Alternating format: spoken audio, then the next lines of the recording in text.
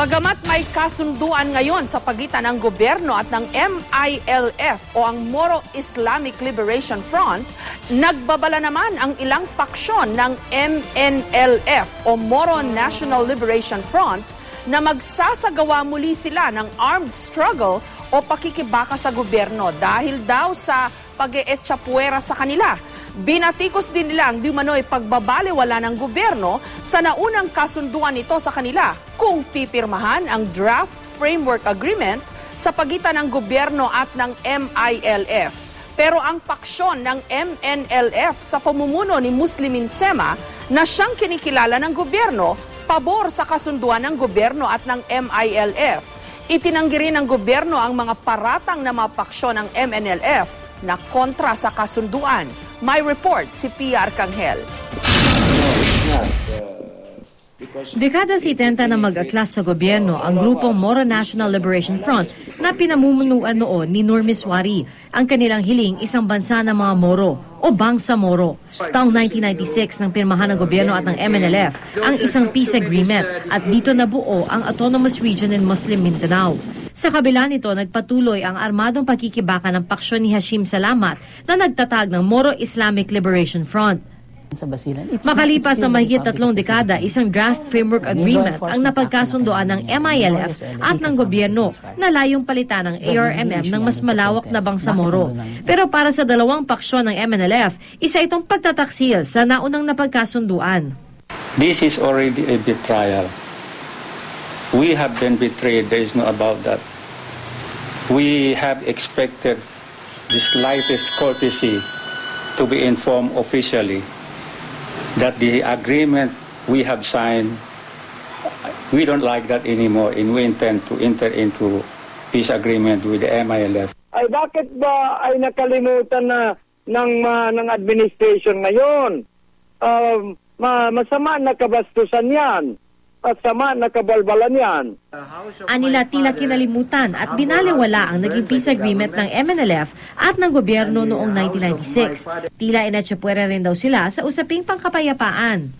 We have no other recourse but to go back to the original objective of armed struggle. Wala nang paraan eh.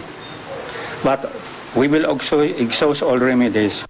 This silence has been mistaken for weakness on our part. Ay malaking pagkamali yan. Malaking pagkamali. Mapatunayan namin yan sa darating araw. Ayan, ipakita namin ang karami namin. Pero taliwas sa posisyon ng dalawa, sinabi na kahapon ng kinikilalang chairman ng MNLF na si Muslimin Sema na sinusuportahan nila ang Draft Framework Agreement ng gobyerno at ng MILF. I have been told also by Secretary Delis that this thing will have finally to be put into one arrangement. Maring itinanggi ng palasyo na inatsipwera nila ang ibang Muslim group. The draft framework agreement was precisely announced even before the signing because we want to engage the public. We want to have discussions and consultations with the stakeholders so everybody can study it. Not just certain groups, but when we mean everybody, when we say everybody, that means everybody, which is why we want it published. Bukod sa MILF at MNLF, marami pang Muslim groups sa ilang bahagi ng Mindanao na minsan nasangkot sa mga sagupaan laban sa gobyerno. At para kay Professor Romel Banlawi, na matagal nang pinag-aaralan ng armed conflict doon, hindi matatapos ang mga peace agreement kung hindi magkakasundo ang iba't ibang Muslim groups sa Mindanao. Yung concern ng MNLF, particularly yung nililid ni Nur Miswari, ano ang magiging kaugnayan niyan ngayon sa 1996 Final Peace Agreement ng gobyerno at ng Moro National Liberation Front? Bukod pa doon sa grupo nila Nur Miswari, nandiyan pa rin yung grupo nila Umbrakato na hindi sumasang-ayon sa kasulukuyang negosasyon sa MILF at patuloy pa rin na nakikibaka. Ganito rin halos ang pangamba ni Professor Clarita Carlos, lalo't mayaman sa natural resources ang Mindanao. The Bangsamoro will be sitting on precious minerals, even oil and natural gas, sharing ng resources, percentages. Kasi yan ang pinakamalaking hamon eh. The ball is in the court of the Bangsamoro. Halos lahat manggagaling sa kanila eh. Yung kanilang reforma sa education nila, sa election nila, no? Sa infrastruktura nila, no? Dahil magpo-pour ang massive amounts of money will pour in not only from our government but from outside.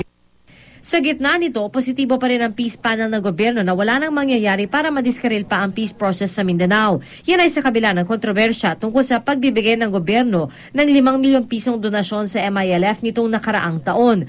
Pinagdududahan kasing ginamit di umano ng MILF ang pera para ipambili umano ng baril. Na siya naman daw ginamit sa isang ambush na ikinamatay ng 19 na sundalo sa Basilan, bagay na itinanggi ng MILF. Huwag na natin pag-usapan yung check eh. Hindi naman mahalaga pag-usapan natin yan. Ang pag-usapan natin yung positive na mga usapin. Huwag natin pag-usapan yung mga controversial na issues. Nagkalitas na yan. Tiniyak din ng gobyerno na sa Bangsamoro Leadership and Management Institute na punta ang donasyon ng gobyerno. Pumutok yung controversy na yan. Nung nasa sunod namin pagpupulong sa Kuala Lumpur, pinakita sa akin mismo yung bank account. Yung bank book na kung saan nung time na yon ay talagang na-deposito ang cheque at hindi pa nagagalaw. PR Kanghel, GMA News.